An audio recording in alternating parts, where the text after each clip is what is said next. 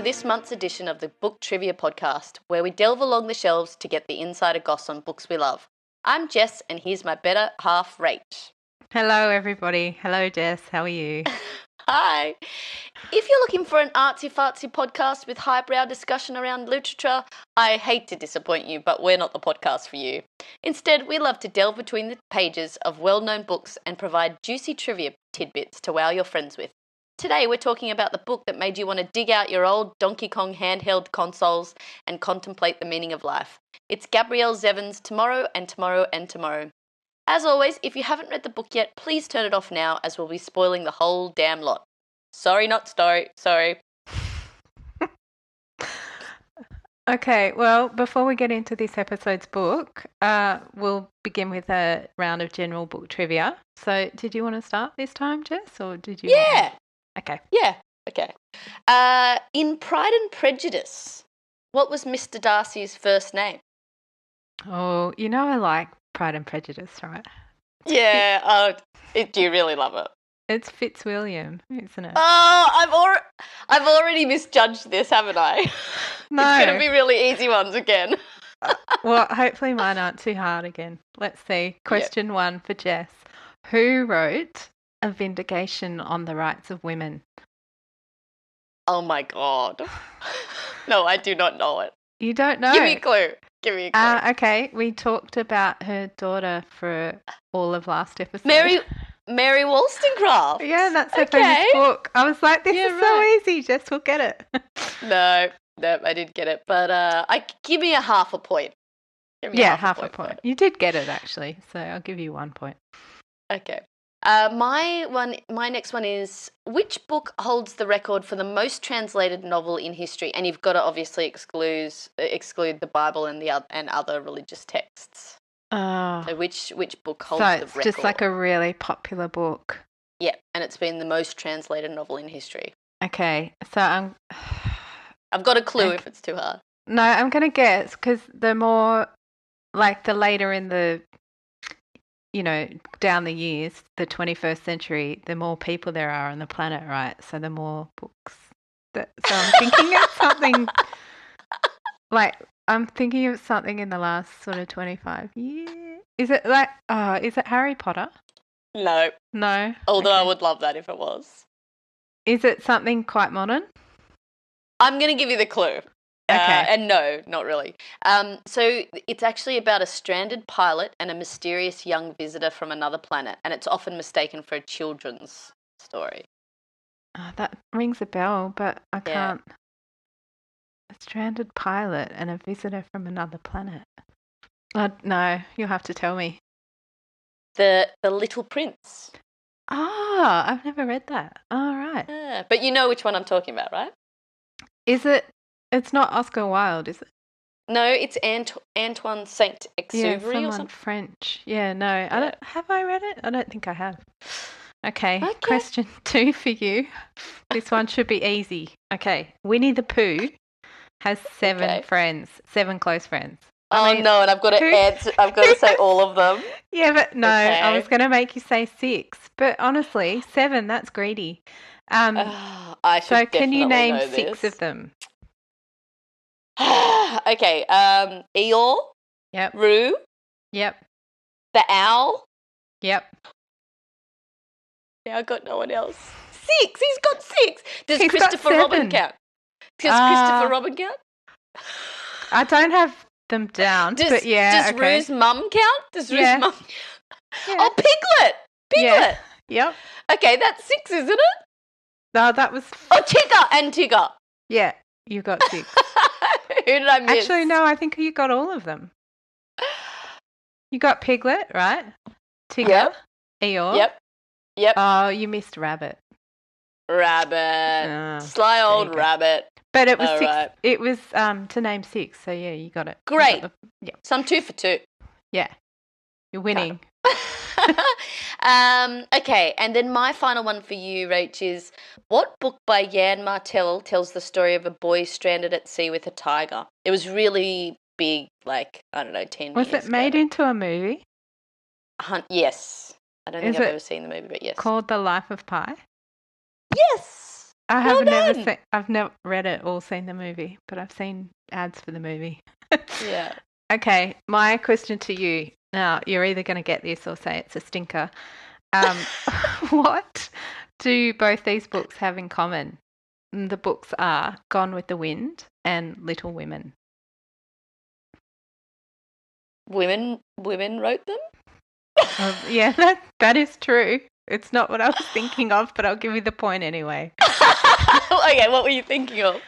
The setting is they're both set during the American Civil War. But I have read both of them, but I would never have guessed that. Yeah. So obviously the March sisters' dad is fighting for the Northerners, and Scarlett O'Hara is obviously. That's why he's away. Yeah, but Scarlett and all her mates are on the other side of the wall. At Tara, or whatever the name of the estate is. Excellent. All right, Rachie, shall we start the ball rolling with our first piece of trivia about this month's podcast book, Tomorrow and Tomorrow and Tomorrow? Yes, we should. Okay. Did you know the author of our book, Gabrielle Zevin, said that the inspiration to write a book about video game developers came from what's known as the Oregon Trail generation? Have you heard about this generation, Rach? I don't think so. What's that? Okay. Don't worry, I'm here to tell you. It refers to exennials, so it's a micro-generation of people born between the mid-1970s and mid-1980s. And they're known as the first generation who grew up in a world that started out without computers and the internet, and then they became the first to learn how to use them as they became popular. So, Rach, without betraying your age, are you a member of the Oregon Trail generation, and did you grow up gaming yourself? Yeah, well, I'm definitely an exennial. I've heard of that. I didn't know it was also called an Oregon Trail generation. It's me, Mario. Yes, so I'm not a gamer, and I've never really gotten past level 1 of any game, and that's like including Snake on my first Nokia. On your Nokia. And I did have a family computer when I was growing up. Like we had an Apple IIc family computer, and it needed floppy disks. But I don't think we had any gaming disc. We had a game in inverted commas that was like speed touch typing, and you had to learn how to type. It wasn't very you fun. sound like you had a very boring childhood. I did have a very boring childhood. I didn't have any like gaming consoles or I didn't have any Pac-Man. So sad. No. I do remember somebody, like, I must have gotten one game once on a Donkey Kong handheld console. Well, that's pretty good. I was hopeless, like absolutely hopeless. And then my cousin that I used to hang out with in the school holidays, he had a Game Boy, but the only cartridge very fancy. I liked was Tetris. And I used to beg him, can I have your Game Boy and play Tetris? And then I'd fall asleep with falling blocks and the Tetris music. But I was terrible at Tetris too. You know, on Tetris when they... I thought you'd be great at Tetris. No, because that puzzle. It's like the hand-eye, once it gets faster and faster, I get really stressed and my shoulders tense up. And you know how they show in a window what the next block is coming? Yes. And you're supposed to be strategic? I was like too busy with the block that was already falling, and I couldn't do two things at once. I'm like super bad at gaming. But after I read this book, I was like, I think I've missed out because I was obviously playing the wrong types of games. Yeah. But anyway, how about you? Did you have games as a kid? Have you got a console now? So I always say I was really lucky to grow up with computers but no social media. I am so glad because my dad was a bit of a techie and we had access to computers a lot earlier than most of my friends. So I actually remember the days when you had to boot up in DOS on the old Nintendo 64 and write a run sequence to start the program. Wow. So yeah, I absolutely love the book. It was the second read of the book, and I just loved it as much as I did the first time because it brought back all the great memories of the games I played. You already mentioned Tetris, Nibbly. I don't know if you ever played the Nibbly one where it's the worm going. Like they had like a Nokia game similar to that later on, but like California and Summer Games and things like that. All my younger years. And then when I was older, we actually had a computer with Windows on it instead of booting up in DOS. And then some of my favourite games then were like SimCity, Sim Tower, Capitalism, like all really nerdy. Like you couldn't call me a gamer because you think of gamers as like people who do the shooter games, but I loved all like the strategy Theft stuff. Auto. Yeah, that's what I've always thought games were. And now I'm like, I didn't know there were these other games that I would have liked. You would have loved them. Like, I know. not stressful games, like just, building out an empire, that sort of thing. That's definitely more my bag of games. But yeah. So yeah, the fact that Sam, Sadie and Marx decided to write their own game, it was instantly captivating to me because I would have loved to do that myself. And it's just one of those books that you really love reading. So you speed up to find out what's happening, but then as you're nearing the end, you slow down because you don't want it to finish. So yeah, I really loved it. What about you? Yeah, even without the games, the fact that they were kids in the 80s and teens in the 90s, and like I'm a sucker. If you set it in a city that I know and familiar with, I love it. And if you make the characters similar ages to me, I'm gonna love it. Well, I'm probably gonna love it. Yeah, love it. Right, this episode, the book we're looking at in detail is Tomorrow and Tomorrow and Tomorrow by Gabrielle Zevin, and it tells the story of 3 Gen Xs, or I guess we're calling them Xennials, who start a gaming company. So they're Sam, Sadie and Marx.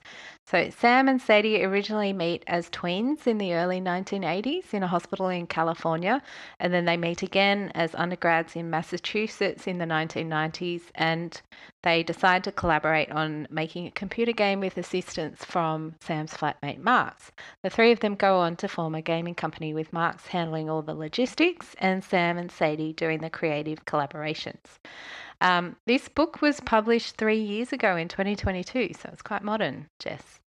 Great segue into my next tasty tidbit. Did you know it took Gabrielle Zevin about 4 years to write the book, Rach? Wow, that's a big commitment, isn't it? Yeah, she began working on the novel at the end of 2017, and then she continued researching and did some writing in the following years.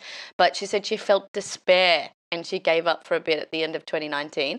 And then, as we all know, what happened in 2020? Oh, I don't know. COVID? Yeah.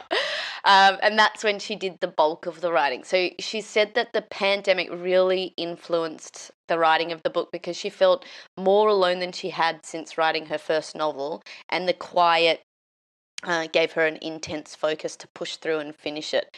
She actually said, in terms of what made her think of the initial idea, was that she was looking for a game that she'd played as a kid and she couldn't find it anywhere. And it occurred to her that games, because they are tied to hardware, can obviously get lost.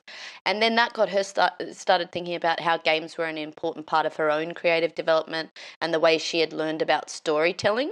So she thought it would make an interesting thing to tell a rite of passage story where the characters would come of age alongside the video game industry itself. And as we all know, the main theme is about video games. But did you know that this is a story that hits quite close to home for the author herself? Because when she was growing up, her mum and dad were actually computer programmers themselves. I might have known that. You'll find out later. Might have, yeah. So she certainly had that insider knowledge to make the story believable. They actually met in high school and they later worked for IBM together. So quite, I think they were pretty good programmers by the sound of it.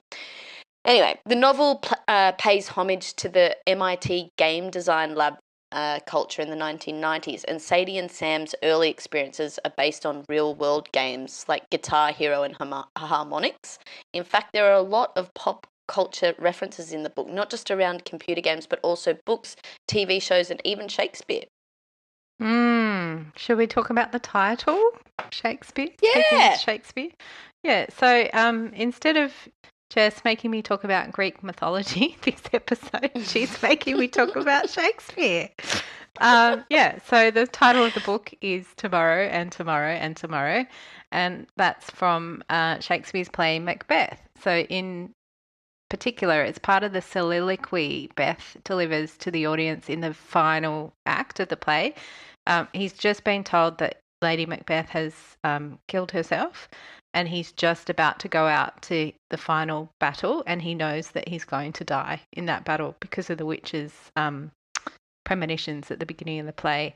So in the context of Macbeth, it's the tomorrow and tomorrow and tomorrow is supposed to emphasize the repetitive progression of day after day after day, that feeling like it's a futile, monotonous crawl towards the inescapability and ending of death. So it's quite grim. Whoa. But in the context of Gabrielle Zevin's book, it's kind of Marx's favourite thing, and because he's so optimistic, he finds great hope in the same set of words, because he's saying, well, every day that we're alive, it's a chance to start again. So every tomorrow is a chance to start again, and obviously it ties in with how in video games you have endless tomorrows and redos and restarts, because if you stuff things up in a video, you can just go back and start again. So yeah, he's very optimistic, isn't he? What did you think Gabrielle Zevin's favourite games were, or that game that she couldn't find was? I'm not sure about what the game was that she couldn't find, but in my research I did come across an interview where Gabrielle Zevin compared two of her favourite games. So the first one was it's this game called Pong. Have you heard of Pong? Like a pretty primitive game. It was released in 1972. Yeah, like really, like it's just hitting a ball across the screen. I've seen jokes about it on sitcoms, so no. Yeah, exactly. So that was her first one that she really loved. And then she was thinking about that, and she was also thinking about how games have really evolved over time through to one of her other faves. So the other one is The Last of Us. Does that sound familiar to you? Yes, my partner and his son have played that game together and watched the TV show. Yeah. Yeah. Exactly. Wow. Yeah, yes, exactly. So it was released in 2013, and yes, as you said, it's also a hit HBO series now. But she said, like, that dramatic shift is the perfect metaphor for both artistic growth and life itself over the past 30 years. If you think about it, video games aren't just for teenage boys with pimply skin in a darkened room. It's in fact, in 2020, the global gaming industry made more money than both film and sports combined. So it shows that everyone's playing games. Yeah. I heard a fact the other day on another podcast saying that they've spent more on the next Grand Theft Auto than the Burj Khalifa cost to build in Dubai. So, oh, you're kidding? No, and it's not coming out until next year. Yeah. Something like $7 billion, some crazy amount of money. Now, I have a fact. It's not a fun fact. But in the book, when Sadie is studying at MIT, she creates a game in the book called Solution. And that game was inspired by a real-life board game called Train, which was designed by a game designer called Brenda Romero. And in the game Train, players are tasked with transporting passengers along a railway, and they've got to do it quicker than their opponents. But at the end of the game, it's revealed that the final station is a Nazi concentration camp, and the players have been participating in the Holocaust.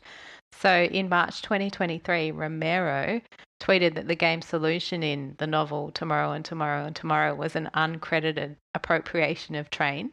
But since then, Gabrielle Zevin has confirmed that, yeah, it was used as the inspiration for Solution. They just, didn't credit it because I don't think there's a protocol for doing that at the end of a book. Yeah. Like what you have been inspired by. Well, she should have said, but yeah. Yeah, I know. I think you do it with songs and other books, but just real life stuff, you don't generally cite what your inspirations are. Do you? I don't know. Yeah. Okay. No, I don't know. Now it's time to ask each other silly questions. Okay. Question 1. What would be the worst punishment for you, Jess? I've got an A, B, and C. A, play 100 hours of Tetris on a 1990s Game Boy. Is that a punishment for you? Not a punishment. No. B, play 100 hours of Donkey Kong on a 1980s handheld console. Is that a punishment? Also not a punishment. Okay. C, playing 100 hours of a touch typing game on a 1980s home computer. Definitely the last one. Touch typing, that's so boring. I know. What am I, training to be a receptionist? That was my whole childhood. Thank you. All right. Question 2 for Jess. Would you rather live inside your favourite video game or have your favourite video game character come to life in the real world? Oh, this is a good one. It's the Mario. I'm here to fix your pipes. No, I wasn't thinking of Mario, but I do love that.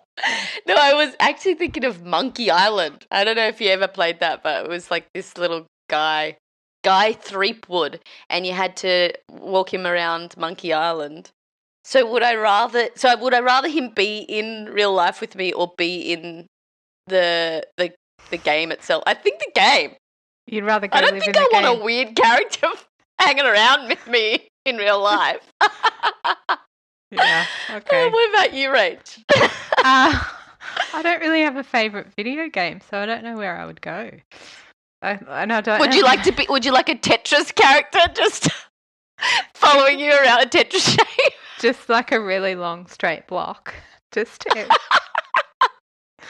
not sure. Okay. One more question. Would you rather be the hero in a fantasy adventure game or the mastermind in a mystery solving game? Oh, easy. Mastermind. Well, I would love to be the mastermind. I don't think I have the brain capacity, but I mean, if it's a game, maybe I do. I'll program myself that way. Yeah. What about you? I'd like to be the mastermind as well, but I don't. Does that mean like an online escape room and you figure out your way out? Because I don't think I'd be very good at it, but I'd have a go.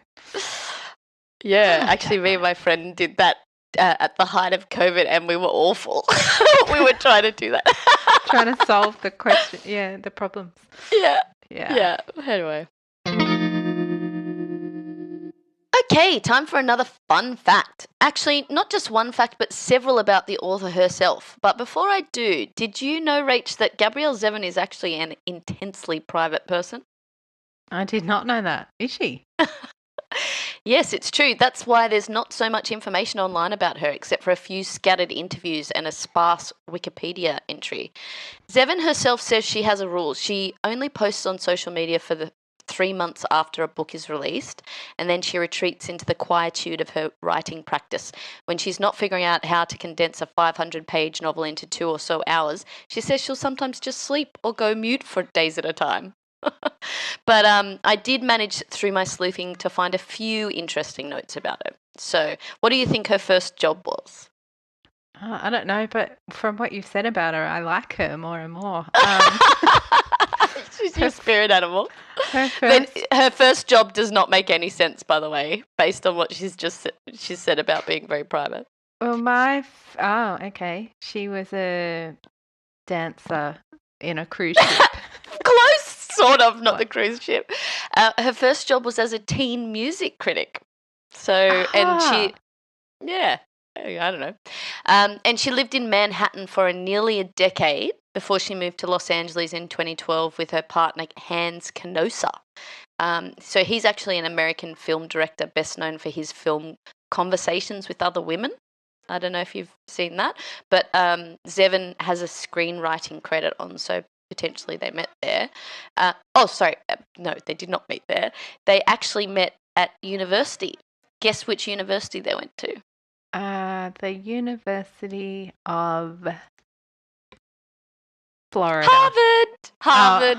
Oh. They're very smart. Zevin was pursuing a major in English.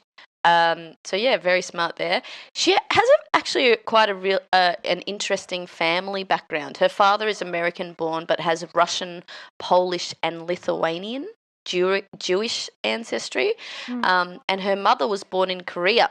and immigrated to the US when she was 9 years old, which I think is an excellent transition into the trio of characters Tomorrow, Tomorrow, and Tomorrow is centered around. So our three heroes, Sam, Sadie, and Marx, because two of the main characters, Sam and Marx, are biracial and they mirror Zevin's Korean and Jewish heritage. So she not only took inspiration for her own life for the characters, but she also researched real-life game designers, including Ken Williams, Roberta Williams, John Carmack, and John Romero, when writing about Sadie, Sam, and Marx. Well, fun fact about John Romero, he's actually married to Brenda Romero, the girl who did the uncredited version of Train that I mentioned earlier. Lady, woman, not girl. Okay, I see. Interesting.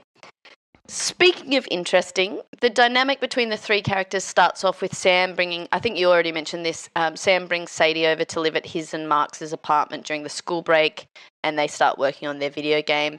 And as we all know, Marx was supposed to be on holidays, but he comes back early, and despite Sadie's misgivings, he becomes an integral partner producer for them. He's often described as the more pragmatic of the characters, while Sadie and Sam think up creative ideas. Marx is the one who grounds them and helps them find a way to work through their problems. But it's brought up very early in the novel that Marx and Sadie could get together romantically, because Marx asks Sam if he could date Sadie, but this idea is then quashed for some time as they build out Ichigo. And then it's not till much later, while Sam is absent from the office due to issues with his leg, when Sadie and Marx finally get together during a business trip. It's an interesting friendship triangle, and it mixes those themes of platonic love, creative tension, power shifts, and attraction. Personally, I loved Marx, but I'm not sure I fully stand the Sadie Marx love story. I wasn't totally against it. I just didn't love it. What about you, Rach? Did you like all the characters? Who was your favourite? Okay. Well, yes, I did like all the characters. I really liked Sadie. I quite liked Sam. I think Marx was my favourite. But with Sadie and Sam, I liked their hospital friendship, and I loved when they started working together on Ichigo. Yeah. But then I think they get progressively a bit more annoying from that point throughout the book. But I'm wondering if is that art imitating life? Like, do we all get more annoying as we get older? Yeah, as you get to know people too. Yeah, as you get to know people. But yeah, absolutely loved Marx. But do we not all fantasize about having a rich friend who sees the purpose of their life of looking after you and doing all your annoying administrative stuff? Yeah, you do all the fun stuff. So yeah, like from this first sort of starting point where he buys that coat for Sam, but he buys it from the secondhand shop and leaves it lying around in the shopping bag for Sam to, eventually ask if he can claim it because he knows Sam won't, want charity or can't afford a new coat. He's pure fantasy from beginning to end. Yeah. But should we talk about the heartbreak of Marx? Yeah? Yeah. So big spoiler here, alert. Yeah. Obviously. But Marx gets shot by some gunmen who come into the company office and they're actually there to shoot Sam because Sam has legalised gay marriage in Maple World. But Sam and Sadie are away promoting their latest game. So the gunmen shoot Marx instead. But as I said before, he's just such a fantasy person and he's so lovely in the book. It makes his shooting and death really, really sad. But his final deed, before he goes into the coma, is protecting all the other unfair games employees and sacrificing himself. So, yeah, it's heartbreaking. Fun fact, in an interview about the book, Gabrielle Zevin comments that Marx actually represents all the people in her life that have facilitated and helped her professionally. And she calls them her tamer of horses. So anyone that's helped her in a career, she thinks of as a Marx. And I'm like, God, you must know some nice people because I don't know anyone like that. But hey, what about me? Hey, what are you talking about? You can be my tamer of horses. But speaking of tamer of horses, when it's first mentioned in the book, it's because the three characters are talking about the Greek poem the epic ancient Greek poem, the Iliad, always. Oh, so we did. Greek. Yeah, we got some Greek in there in the end. Yeah, it's by Homer. And Marx, the ending of the book is talking about Hector's death, and Hector is called the tamer of horses, and Marx thinks the ending is beautiful because he, like to quote Marx, tamer of horses is an honest profession. The lines mean that one doesn't have to be a god or a king for your life to have meaning. And he's a bit of a Pollyanna, isn't he? But I love him. So then Sam thinks that's quite funny and nicknames Marx tamer of horses, and it's used a bit negatively at the beginning, but it's, you know, it's an insult, but it's also a term of affection. And when you get to the only Marx chapter where he's in the coma, one of the bits he remembers is being given the tamer of horses name Death Plate by Sam for his 31st birthday, because over time, Sam has come to appreciate Mark's positive influence over the company, and then he obviously comes to appreciate it even more when he has to step into Marx's shoes and start figuring out how to run the company when Marx is gone. And that causes them to realise how much Marx had looked after Sam and Sadie with his horse taming ways. So that was the emotional heart of the book for me. I don't know if it was supposed to be, but for me it was. What did you think? Yeah, definitely. Like, it's such a shock to both the characters and us as readers when Marx dies. Like, even though there's like a bit of foreshadowing, because they do talk a little bit in some of the earlier chapters about like Sam legalizing gay marriage, but like even on my second read of the book, and I knew it was coming up, it's such an intense part to read with him talking to the gunman and everything. It's really emotional because Marx, like you said, he's a beloved character. But interesting, there is actually a bit of a fan theory around Marx. So a lot of fans think Marx's character was based on Keanu Reeves. Did you know this, Ray? No, I didn't know that. I don't know if it is actually true. So write in to us if you have something to say otherwise. But yeah, I tried to find any evidence where Gabrielle Zevin backed up the claim, and I couldn't. Maybe it's an urban myth, but I don't know. Like, I kind of like it. I can see it. Can you? Keanu has a reputation for being like a beautiful, perfect person. He's such but I can't imagine him doing my life admin for me. And not a sad Keanu either. You know, the sad Keanu. Yeah. Anyway, speaking of like movie characters, did you know there is a planned movie adaptation in the works, right? Is there? Yeah. So regardless of whether Keanu gets chosen, I do, just on the side, I do think he's getting a bit old. Yeah. Actually, do you know who I would pick? Have you seen North of North on Netflix? I have not seen that. No. You have to see. So there's a guy on there that plays the love interest. I don't know what his name is, like Braden Clark or something. You have to send me a link. But he would be a perfect Marx. Yeah, I will. Well, we could still get Keanu in the movie. He could be Dong or someone else. Like, he could be. He would be a great Dong. That would be hilarious. Sorry. We digress. But yes, about the movie. So actually in 2021, even prior to the book being published, Paramount Pictures purchased the film rights for Tomorrow. And guess how much she took home? A cool $2 million. So Really? pretty good for a book that hasn't even been written yet, published yet. And she actually is a screenwriter, so she's writing the script for it, and she'll be the executive producer as well. So not a bad little payday for old Gabrielle. No, it was worth that whole 5 years she took to write the book, wasn't it? Yeah. Paid off in the end. Now, I've got a fun fact. Might be a callback to something earlier, but I know you know that Gabrielle Zevin's parents both worked at IBM as programmers, but did you know that Jimmy Fallon's father also worked at IBM, and so did Amy and David Sedaris' father, Lou? So, no, I did not. A bit of SNL. I love it. Funny, creative people had parents at IBM. Has come out of nerdy, creative parents.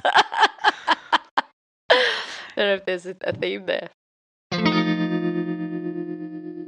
So one of the central themes in Tomorrow, Tomorrow and Tomorrow is the idea that games are art, not just entertainment or escapism, but they can also be a serious, intellectually stimulating and emotionally rich creative outlet.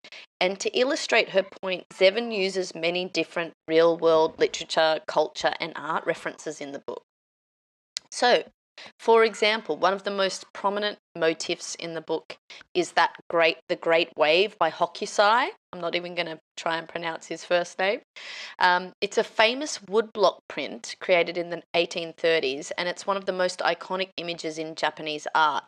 For those who haven't seen it, imagine a massive cresting wave threatening small boats with Mount Fuji in the background.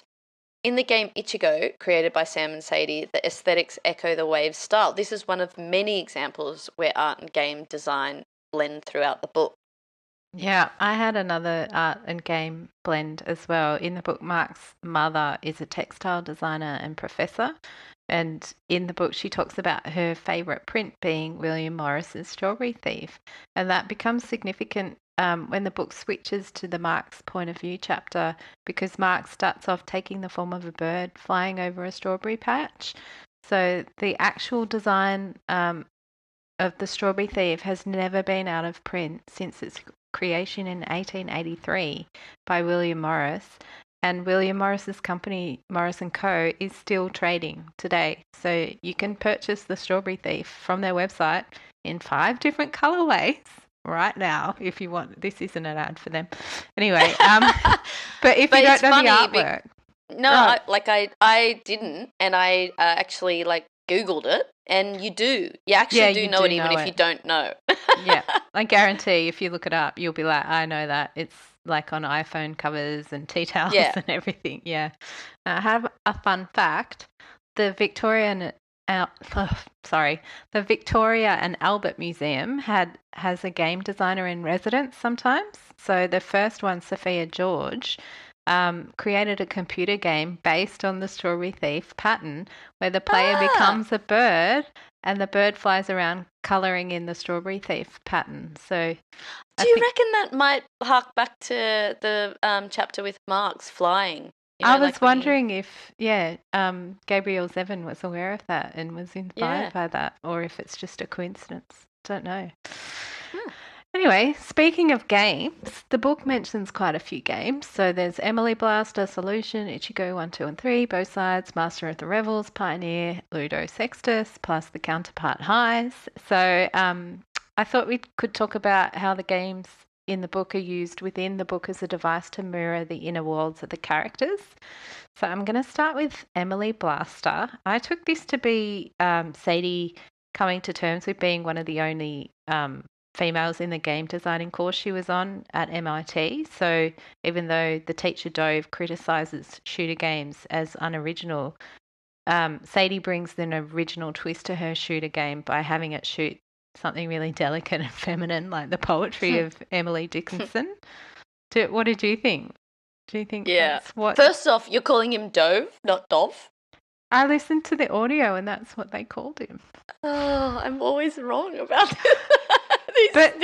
Maybe the audio lady was wrong. I don't know. Sorry. So, yes, you're talking about that. It's interesting. And actually, did you know that you can play a version of Emily Blaster? The one that you've just talked about, Gabrielle actually said that the idea for the Sadie game was inspired by the poetry of Emily Dickinson and by the adultainment games of the 1980s, like Math Blaster.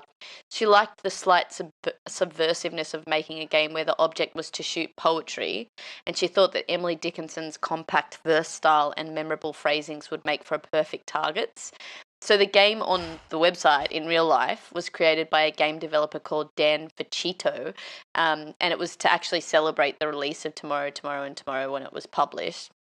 I had a bit of a play of it when I discovered it on the website. So did I. It's pretty cute. Yeah, I was just about to ask you, did you? But my issue, I liked the gameplay, but I don't know Dickinson's poetry very well, so I was so bad at it. Yeah, I was terrible. But as per usual, I'm bad at computer games. But it was fun. It was fun having a go.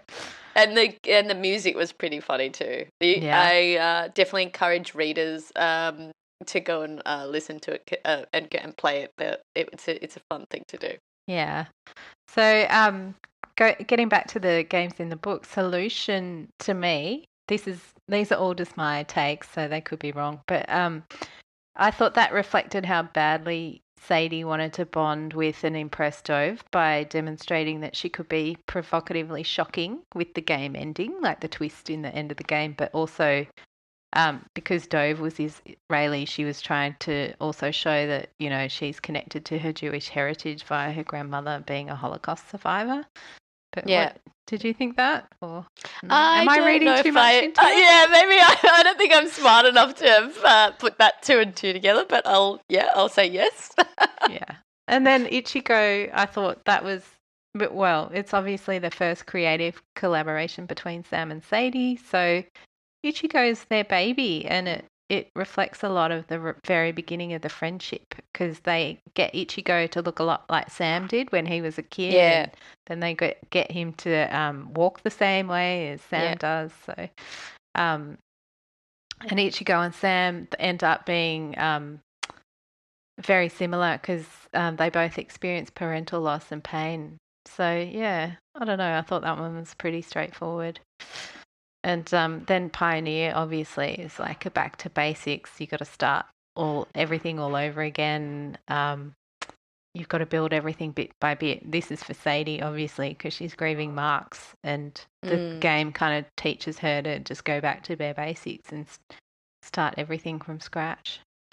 Did you have any trivia on the games within the books for me?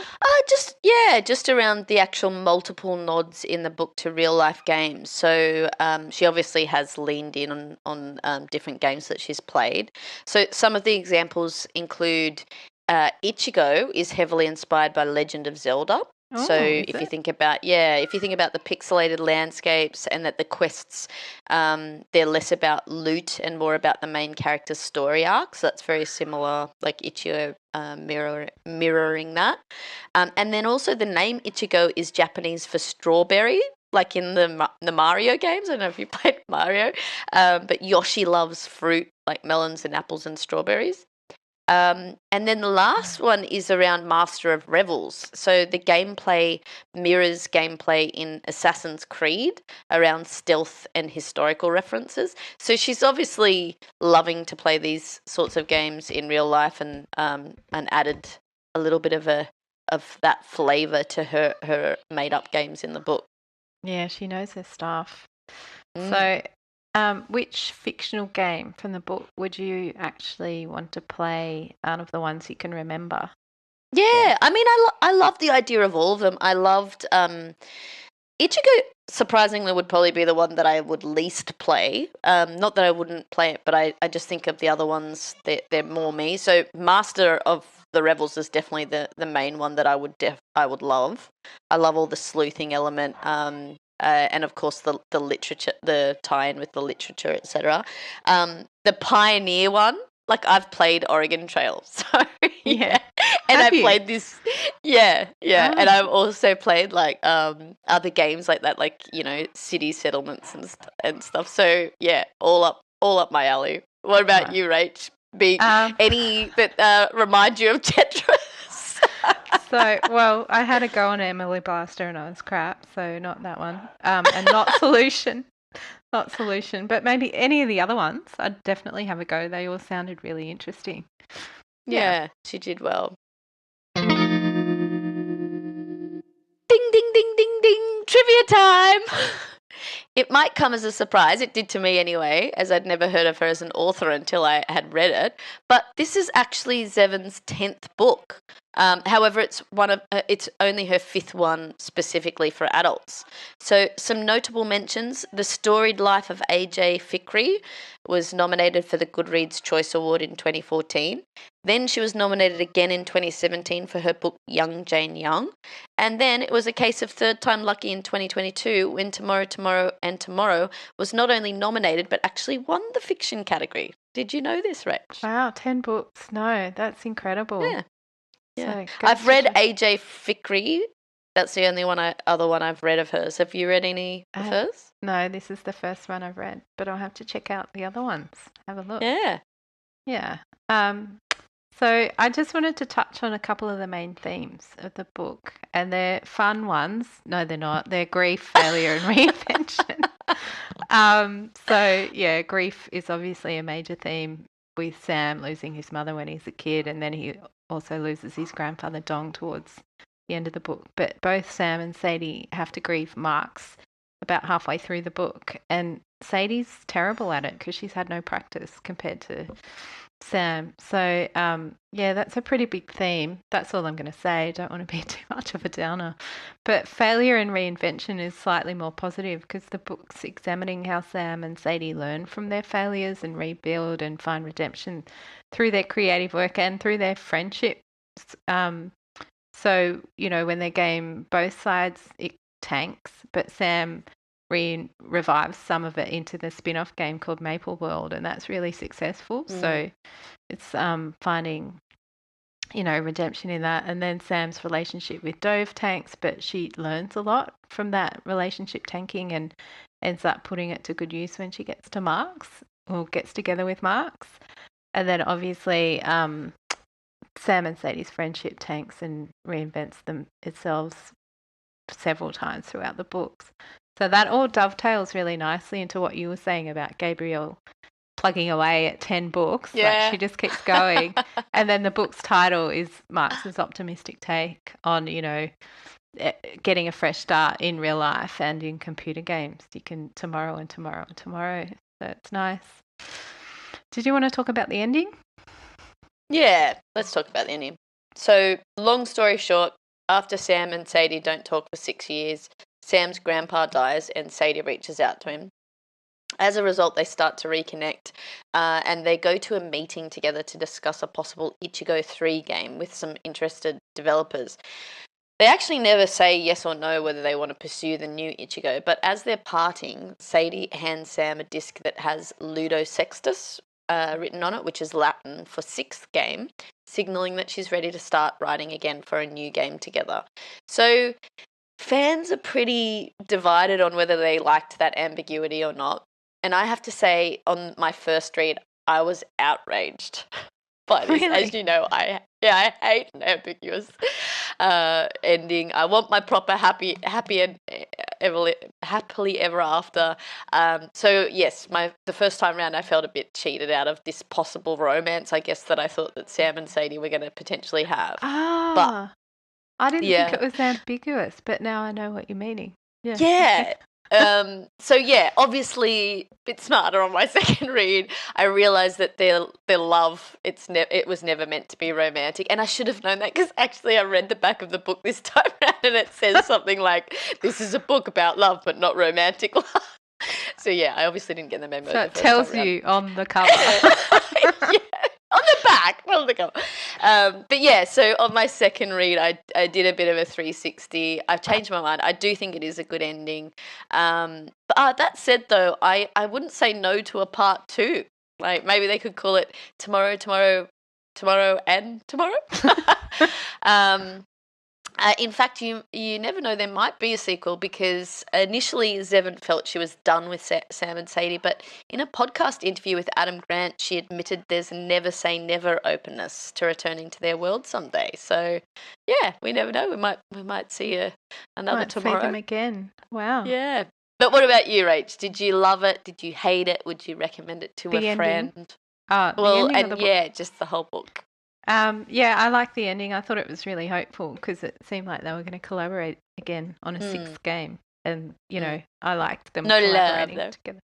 Well, yeah, I don't really care enough about romantic love. But yes, I really like the book. I would recommend it to if I meet another ex-Xennial. I don't have 7 friends like Winnie the Pooh. But yes, I would recommend it to people like me or us who I think would get a kick out of it. Yeah. Yeah, it's good. It's good. Excellent. So just before we wrap it up, there's a fan theory I wanted to talk through. Have you heard about this Anna Lee fan theory, Rach? What's the theory? I don't know. Okay, so you know how there's multiple Anna Lees in the book? Yeah. first there's Sam's mother, then the stranger who suicides in front of Sam and Anna as they're walking home. She's also called Annalie. And then at the end of the book, we also find out that Marx's mother was also called Annalie. Yeah. So some readers think that Zevin put this in as an Easter egg for gaming fans, and the idea is that Annalie has several lives, and every time we see her pop up again in the book, she's being respawned, just like your character does when you die in a game. What do you think? I actually love this theory. I hope it's real. Too. Yeah, that's good. It actually reminds me of an article I read years ago on the internet by a computer developer, and they were comparing computer coding to Groundhog Day. So in the movie Groundhog Day, Bill Murray relives each day exactly the same, but changes like one thing each day to see if it will, debug his life. And that's the essence of debugging. So you just make one small tweak and then run your program, see if it breaks or works. And then you make one small tweak and run the program, see if it breaks or works. So over and over and over again. So that's kind of like Annalie, I guess, in computer code and debugging. I love that. I want to watch Groundhog Day again. Yeah, it's tomorrow and tomorrow and tomorrow. You just keep doing things over and over again until you figure out you get the right iteration, how to get it right. And that's whether you're playing a game or friendship or computer gaming, or writing books, 10 books. Anyway, should we end on a fun fact? Sam in the book. Hell yeah. Not Sam. In the book, Sadie names her daughter Naomi. This is after Marx has died. But Marx is Japanese and Sadie is Jewish, and Naomi is a name in both those cultures. Oh, so okay. It's cute, isn't it? It can be a Japanese name. Nice little Easter egg there. Yeah. Okay, let's wrap up with a final game of true or false. Do you want me to start, Jess? Yeah, you can start. Okay. I think you're going to get this one. True or false, Ichigo can mean strawberry in Japanese. Yes. This is proof that we don't collaborate and tell each other what we're doing during the actual. Yeah. So when Marx turns into the bird and he's drawn to the strawberry, that's symbolic because he's drawn to Ichigo. You know what I mean? I got it. Nice. Okay. My first true or false. Do you think so? The novel was originally conceived as a short story. True or false? I'll say false. I'm going to give it to you because I've written could be true or it could be false. So there's no confirmed link between Zevin and the idea of a short story origin, but she does love writing short stories, so there could be something in it. So we don't know. Okay, true or false. There is a novel called The Strawberry Thief, which draws inspiration from the William Morris design. Like somebody's written a novel. It's got to be true. It is true, yes. Okay, great. I wonder if it's any good. I just had a moment of terror there because I thought you were going to give me the same true or false I'm about to give you because it's similar to what you were saying. So true or false, it's not the first time a book has been published with the title Tomorrow and Tomorrow and Tomorrow. Kurt Vonnegut published a book by the same name. True or false? I think... Wait, is this a trick question? I think probably there are books called Tomorrow and Tomorrow and Tomorrow, but has Kurt Vonnegut written one? I'll say true. It is true, yeah. Oh. It was published in 1954, and it's about the invention of a medicine that halts the aging process and prevents people from dying of old age. And as a result, the America in the book suffers from severe overpopulation and shortages of food and resources. So it sounds a lot more glum than a story about video games. I think I'll take Zevin's take on it. Oh, God. All right, my last true or false. This book, Tomorrow and Tomorrow and Tomorrow, was included in Reese Witherspoon's book club. True or false? Oh, surely it's a true. False. It was Jimmy Fallon's book club. Jimmy Fallon? Yeah. He's got a book club? Apparently. I didn't know that. Okay. I'm surprised, Reese. She really does prefer like a thriller, I feel. She's totally more along the mystery lines. Yeah, so Jimmy Fallon, this was the first book in his book club, and I had a look, and his book club looks quite good. Some of the books. I So might have to look it up. Yeah. I think he might be an exennial. So definitely the kid. Okay, my last true or false is Pioneers, the Oregon Trail style game in the book, is based on a real title that was released in the 1990s of the same name, Pioneers. False. Yeah, you're right. It's fictional, clearly inspired by the Oregon Trail. Yeah, okay. You got it. You got me. Okay. Do you have a final question? That's my final question. Oh, okay. You don't have a question? Oh, sorry. As in true or false, or you want me to ask a final? I want you to ask a final question. Okay. My final question is, Rach, whose side were you more on, Sadie's or Sam's, when it came to the breakdown of their friendship? Oh, gosh, that's hard. I think most of the time I was on Sadie's side, but maybe towards the end, Sam's side. Okay. How about you? Yeah, I think I understood Sadie's side more on the second read. On the first read, I found her super annoying. Like I was actually reading her reasons, and I was like really angry with her because I just thought they were stupid and. It sounds awful. I'm sorry, female solidarity. But yeah, I've obviously since grown up a bit since my first read. I've definitely got a bit more empathy for her, and I kind of understand why she had so much rage. And I do feel a bit more empathy towards her, considering like how hard it would have been for her to be the female in that trio, and seeing Sam get so much kudos for what was essentially her work. But yeah, like in the end, I do think they were kind of equally to blame. Like they were both going through their own personal traumas, and they were both pretty blind to each other's issues, like very self-absorbed. Maybe that's a exennial trait. I don't know. Yes, definitely is. All right. Well, let's wrap it up. I'm going to tease the next episode.